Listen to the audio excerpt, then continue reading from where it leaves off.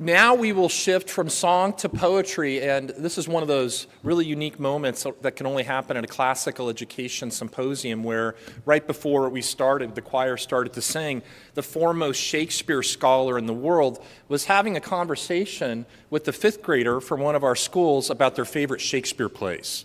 And you're going to meet that fifth grader in just a moment. It's my distinct pleasure to introduce Eleanor Patient.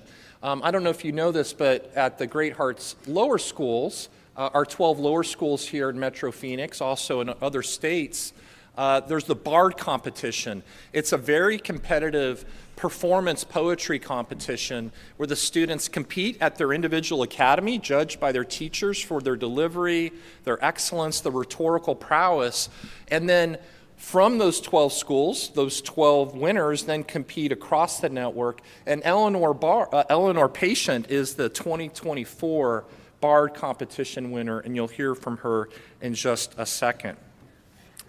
Eleanor is in fifth grade, as I mentioned, and has attended Great Hearts School since kindergarten, first at Archway Trivium, and now at our newest Great Hearts School out in the West Valley, Archway Roosevelt. Eleanor has loved poetry and literature since even before she was able to read on her own, which is a testament to her parents, for sure.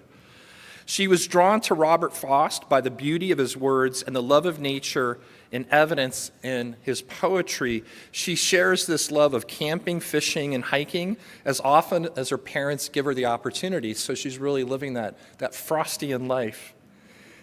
Her favorite playmate is her little sister, that speaks to domestic harmony, who is following in her footsteps by competing in this year's Great Hearts Bard competition at Archway Roosevelt. Eleanor, I love this. Eleanor has no idea what she wants to be when she grows up. Of course, not yet. She has too many interests to lock herself into some type of utilitarian objective pursuit. But if you want to pin her down on something, she stands by this, quote, "The most important aspect of childhood," this is from her, "is the imagination." And she hopes her recitation today grows your imagination and encourages you to love poetry as much as she does. Eleanor, please. Mending Wall by Robert Frost. Something there is that doesn't love a wall, that sends the frozen groundswell under it, and spills the upper boulders in the sun, and makes gaps. Even two can pass abreast. The work of hunters is another thing. I have come after them and made repair, where they have left not one stone on a stone, but they would have the rabbit out of hiding, to please the yelping dogs. The gaps I mean, no one has seen them made or heard them made, but at spring mending time, we find them there. I let my neighbor know beyond the hill, and on a day we meet to walk the line and set the wall between us once again. We keep the wall between us as we go.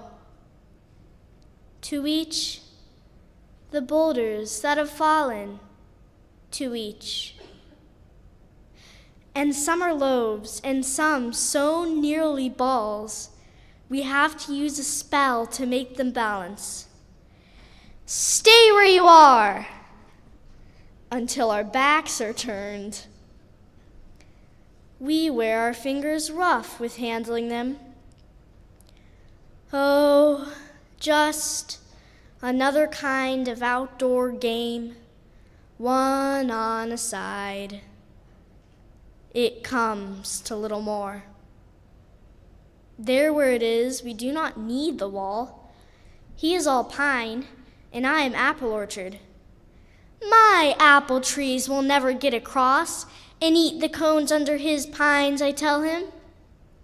He only says, good fences make good neighbors.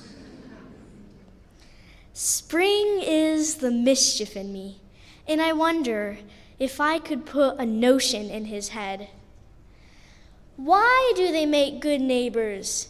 Isn't it where there are cows? But here there are no cows.